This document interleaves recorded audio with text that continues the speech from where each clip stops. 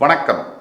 அஸ்ட்ரோவேலின் நல்ல நேரம் நிகழ்ச்சியின் சார்பாக அத்துணை சப்ஸ்கிரைபர்களையும் எல்லா அன்பு உள்ளங்களையும் எனது நண்பர்களையும் வருக வருக என வரவேற்பதில் பெருமகிழ்ச்சி கொள்கிறேன். வக்ரதுண்ட மகாகாய சூரியகோடி சமப்பிரப ஹவிக்னம் குருமேதேவ சர்வ காரியேஷு சர்வதா. தென்னாட்டுடைய சிவனே போற்றி, என் நாட்டவர்க்கும் இறைவா போற்றி. நண்பர்களே, இந்த புத்தம் புதிய காணொலியில் உங்கள் அத்துணை பேரையும் வரவேற்பதில் மிக்க மகிழ்ச்சி கொள்கிறேன். இந்த வரிசையில் இன்றைக்கு நம்ம பார்க்க போகிறது கன்னிராசி, காலபுருஷ தத்துவத்துக்கு 6ஆம் வீடு. இந்த கன்னிராசியை பொறுத்த வரைக்கும் மனக்கவலைகள்லேருந்தும் தனக்குள்ளேயே உள்ளுக்குள்ளேயே குமரி கொண்டிருக்கக்கூடிய விஷயங்கள்லேருந்தும் கன்னிராசி அன்பர்கள் இது வரைக்கும் வெளியில் வரல. போராத குறைக்கு இப்போ 6இல் ராகு, 7இல் கண்டக சனி, குரு பகவான் 10இல் சஞ்சாரம் செய்யக்கூடிய குரு ஜூன் 2லேருந்து 11ஆம் இடத்திற்கு வரப்போகிறார். 12ஆம் வீட்டில் கேது. இந்த நிலையை பொறுத்து இந்த கன்னிராசி நேயர்களுக்கு பல மாற்றங்களை எதிர்பார்க்கக்கூடிய இந்த தமிழ் புத்தாண்டு பராபவ ஆண்டு. எல்லா கன்னிராசி நேயர்கள், கோடான கோடி கன்னிராசி அன்பர்கள், அவங்க மனசெல்லாம் ஒரு கேள்வி இருக்கு. எங்களுக்குன்னு வாழ்க்கை இருக்கா? காலம் போகுது, கிரகம் மாறுது, எங்க வாழ்க்கையில எந்த ஒரு மாற்றங்களும் பார்க்க முடியல. என்றைக்காவது ஒரு நாள் எங்கள் லைஃப்பில் சேஞ்ச் வரும் அப்படிங்கிற நம்பிக்கையில் தான் நாங்கள் வாழ்ந்துட்டுருக்கோம். இதுக்கெல்லாம் பதில் கிடைக்குமா இந்த ஆண்டு? இந்த கேள்விக்கான பதிலை தெரிஞ்சுக்கணுன்னா இந்த வீடியோவை முழுசாக பாருங்கள். உங்கள் ஃப்ரெண்ட்ஸ், ஃபேமிலிஸ் அண்ட் ரிலேட்டிவ்ஸ்க்கு ஷேர் பண்ணுங்கள்.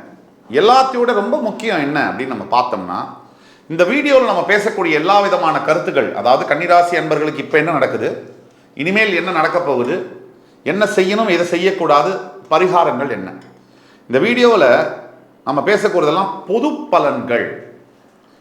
உங்களுடைய பிறப்பு ஜாதகம் அதுதான் 70% வேலை செய்யும். இந்த கோச்சார ரீதியான பலன்கள் 30 முதல் 40% வேலை செய்யும். உங்களுடைய தனிப்பட்ட ஜாதகம், உங்களுக்கான எதிர்கால வாழ்க்கை, இதை பற்றி தெரிஞ்சுக்கணும்னா கீழே கொடுக்கப்பட்டுள்ள வாட்ஸ்அப் நம்பரில் எங்களை தொடர்பு கொண்டு ஆன்லைன் கன்சல்டேஷன் பெற்றுக்கொண்டால் நான் உங்களுக்கான வாழ்க்கை எதிர்காலம் எப்படி இருக்கும்னு 200% கரெக்டாக கணிச்சு சொல்ல முடியும். கன்னிராசி நேயர்களுக்கு இந்த பராபவ ஆண்டு ஒரு சோதனை காலகட்டம். தொடங்கும் போது, முடியும் போது அல்ல, தொடங்கும் போது. இதை ஒரு திரைப்படத்தில் கூட பாடல் வரிகள் வரும். உலக வாழ்க்கை பயணம் அது தொடங்கும் போது முடியும், முடியும் போது தொடங்கும் அப்படின்னு வரும். உண்மையிலேயே இயற்கையில் எந்த விஷயத்தை நம்ம வாழ்க்கையில் நம்ம சேஸ் பண்ணுறோமோ அந்த விஷயம் ஓடி போயிட்டே இருக்கும். எந்த விஷயத்தை நம்ம விட்டு விலகிறோமோ அந்த விஷயம் நம்மளை சேஸ் பண்ணிக்கிட்டே இருக்கும். இப்போ நான் சொன்னதை உங்கள் நிஜ வாழ்க்கையில் நீங்கள் அனுபவிச்சிருந்தீங்கன்னா கமெண்ட் பண்ணுங்கள். உண்மையான விஷயம். நம்ம எதையாவது ரொம்ப பொண்டாட்டியை ரொம்ப பின்தொடர்ந்து போனால், ஒரு உதாரணத்துக்கு நம்ம அதைத்தானே பேச முடியும். பொண்டாட்டி நம்மளை சட்டை பண்ணவே மாட்டா. அதே புருஷனை நம்ம ரொம்ப அன்பு காமிச்சு மரியாதையாக ரொம்ப பண்ணோம்னா அந்த புருஷன் நம்மளை கண்டுக்க மாட்டான். கொஞ்சம் சற்று விலகி இருந்தால் அந்த உறவு சூப்பராக இருக்கும். கன்னிராசி நேயர்களுக்கும் இந்த சோதனை காலகட்டங்கள் ஏப்ரல் மாதம்லேருந்து மே மாதம் வரைக்கும் இருக்கு. ஜூன் 2க்கு பிறகு இந்த சோதனை காலங்கள் முடிஞ்சு சாதனை காலங்கள் தொடக்கம் ஆகும். ஓவராலாக பார்த்தீங்கன்னா மன அழுத்தம், சனி உங்கள் ராசியை பார்க்குறார். அதனால சனியினுடைய தாக்கம் இருக்கு. சனியினுடைய தாக்கம் எது மாதிரியான தாக்கம்? சனியினுடைய தாக்கம் முதல்ல மனதுடைய ஸ்டெபிலிட்டி, மனதில் இருக்கக்கூடிய தைரியம், மன தெம்பு, வில் பவர், அதை காலி பண்ணும். சனியினுடைய சமசப்தம பார்வையானது. மனசை காலி பண்ணால் மட்டும்தான் உங்களை காலி பண்ண முடியும். நீங்கள் ரொம்ப ஆழமாக யோசித்து பார்த்தா நம்மளை சுற்றி இருக்கக்கூடிய 100 பிரச்சனைகளில் எதுவுமே பிரச்சனை இல்லை. ஆனால் ஏன் நமக்கு இதெல்லாம் பிரச்சனையாக தெரியுது தெரியுமா? மனதில் வரக்கூடிய பிரச்சனைகள் உங்களை சுற்றி இருக்கக்கூடிய 150 பிரச்சனைகளாக இருந்தாலும் அது எல்லாமே பிரச்சனைகளே அல்ல. எதுவுமே உங்கள் மனசு ஒத்துக்காத வரைக்கும், அந்த தாக்கத்தை அந்த மனசு ஃபீல் பண்ணாத வரைக்கும், உணராத வரைக்கும் பிரச்சனையே இல்லை. நல்ல ஆழமாக நான் சொல்கிறத நிதானமாக யோசித்து பாருங்க. ஒரு உதாரணத்துக்கு, இந்த உடம்பு பிறந்தோம், வாழ்ந்தோம், இறக்க போகிறோம், ஒரு நாள் போக போகுது. இதுவே நிரந்தரம் இல்லை அப்படிங்கிற போது, எது நம்ம உடலே நிரந்தரம் இல்லை அப்படிங்கிற போது நம்ம மனசில் எதெல்லாம் பிரச்சனையாக வருதுன்னு சொல்லட்டுமா? இங்கே தனியாக வந்தோம், தனியாக போகிறோம். இங்கே எதுவுமே இல்லாமல் வந்தோம். உண்மையை சொல்லுங்க, எதுவுமே இல்லாமல் தானே போகிறோம், இல்லை எதையாவது எடுத்துகிட்டு போகிறோமா? எப்படி வந்தோம்? நிர்வாணமாக வந்தோம். எப்படி போகிறோம்? நிர்வாணமாக போகிறோம். இந்த இடைப்பட்ட வாழ்க்கையில் மனம் இந்த வாழ்க்கையை ஆட்சி செய்கின்றது. இது கன்னி ராசிக்கு ஏன் சொல்கிறேன்? இப்போ ரொம்ப முக்கியமானது நண்பர்களே, கவனிச்சு கேளுங்க. சனியினுடைய பார்வையானது மனதை ஆட்சி செய்ய போகிறது, மனதை ஆக்கிரமிக்க போகிறது. அப்போ என்ன பண்ணுவோம்? நம்மளுடைய கணவனோ மனைவியோ காதலனோ காதலியோ இல்லை வேற எந்த உறவுகளோ நல்ல பழகிட்டு உயிருக்கு உயிரா நேசம் பாசம் எல்லாம் காட்டிட்டு சட்டுன்னு விலகிறாங்கன்னு வச்சுக்கோங்க. அப்போ அந்த மனசு கடந்து துடிக்குது. ஒருத்தருக்கு துடிக்கல, ஒருத்தருக்கு துடிக்குது. சில சமயங்களில் அது ஆண், சில சமயங்களில் அது பெண். 2 பேருக்கும் துடிக்குதா? சத்தியமா இல்லை. நாடகம், பாசம் அன்புங்கிற நாடகம் நமக்கு பிடிக்குது, நம்ம நம்புறோம். அதே மாதிரி கன்னிராசி அன்பர்களுக்கு இந்த பராபவ ஆண்டில் முதல் 2 மாதங்கள் உறவுகள் மீதான நாடகங்கள் நடக்கும். என் உயிரே நீதான், பிரிவு, பிரேக்கப். நீ இல்லைன்னா வாழ முடியாது, பிரிவு, பிரேக்கப், இதெல்லாம் நடக்குது இல்லையா? இதுலேருந்து நம்ம கற்றுக்கொள்ளக்கூடிய பாடம் என்னென்னா, வாழ்க்கை நிரந்தரமற்றது. இந்த வாழ்க்கையில் வரக்கூடிய ஒரு படத்தில் எப்படி கேரக்டர்ஸ் வருவாங்க, ரோல்ஸு, விதவிதமான ரோல்ஸை அவங்க பண்ணுவாங்க.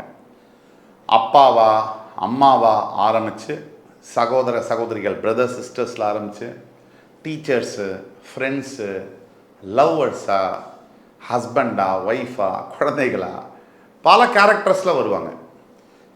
ஒன்று மட்டும் நிச்சயம், இந்த எல்லா கேரக்டர்ஸுமே ஒரு நாளில் நிரந்தரம் இல்லாமல் நம்மளை விட்டு போக நேரிடும். இது எல்லார் வாழ்க்கையிலும் இருக்கக்கூடிய சிமிலாரிட்டிஸ். ஆனால் எல்லாரும் என்ன நம்புகிறோம்? இவங்க நம்ம கூடவே வரப்போகிறாங்க, இவங்க நம்ம கூடவே இருக்க போகிறாங்க, அப்படி தானே நம்புகிறோம். அதை தான் கன்னிராசிக்கு சொல்கிறேன்.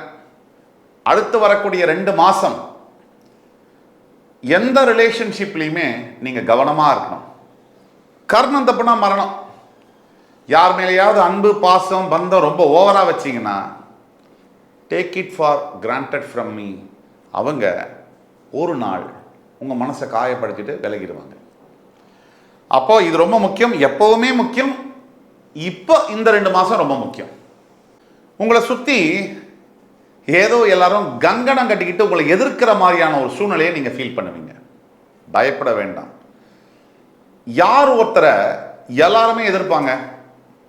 இப்போ தமிழக வெற்றி கழகத்துடைய தலைவரை ஏன் எல்லாரும் எதிர்க்கிறாங்க? அவரை ஏன் எல்லாருமே எதிர்க்கிறாங்க? ஏன்னா அவர் புதுசாக அரசியலுக்கு வராரு, அவர் பக்கம் நிறைய மக்கள் இருக்காங்க, அதனால நிறைய எதிர்ப்பு அவருக்கு இருக்கு.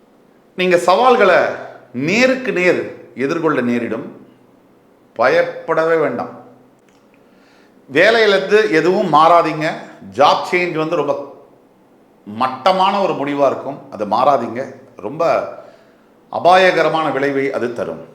அதே மாதிரி எஸ்பெஷலி ஜூன் எண்டு வரைக்கும் இருக்கிற வேலையில் எந்த ஒரு பிரச்சனையும் வச்சுக்காதீங்க. கூடிய மட்டும் உங்கள் வேலையை செய்யுங்க.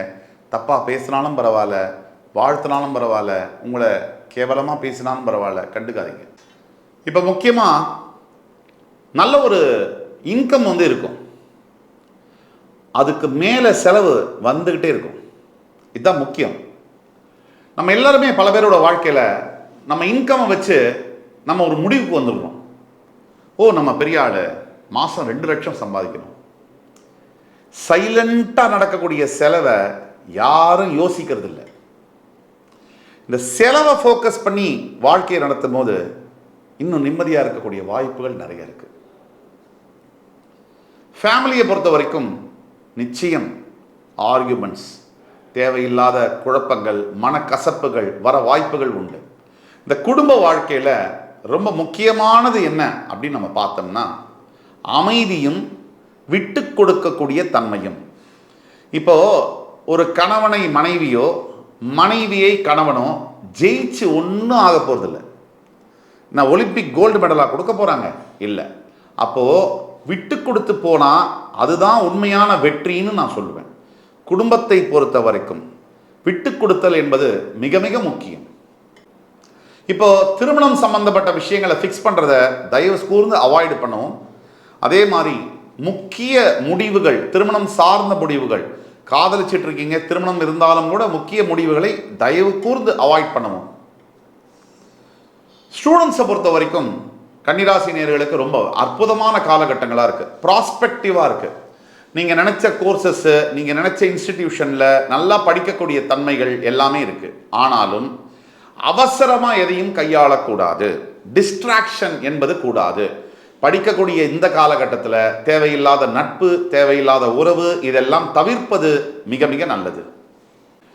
ஓவர் திங்கிங் அவாய்டு பண்ணி செல்ஃப் கான்ஃபிடன்ஸ், தன்னம்பிக்கையை நீங்கள் மெயின்டைன் பண்ணீங்கன்னா உங்களுக்கு இது இந்த காலமே ஒரு பொற்காலமாக அமையும். நிறைய ஸ்ட்ரெஸ் இருக்கும், தூக்கத்தில் நிறைய பிரச்சனைகள் இருக்கும், நிறைய உடம்புல வலி சார்ந்த பிரச்சனைகள் இருக்கும், ஓய்வில்லாத மாதிரி டயர்டாக ஃபீல் பண்ணும், இதெல்லாம் இருக்கும். சனி பகவானுடைய தாக்கத்தினால சமசப்தம பார்வை, அதனால இதெல்லாம் இருக்கும். இருந்தாலும் ஒரு சர்டைன் ஸ்டேஜுக்கு அப்புறம் இந்த பிரச்சனைகள்லாம் மாறப்போகுது.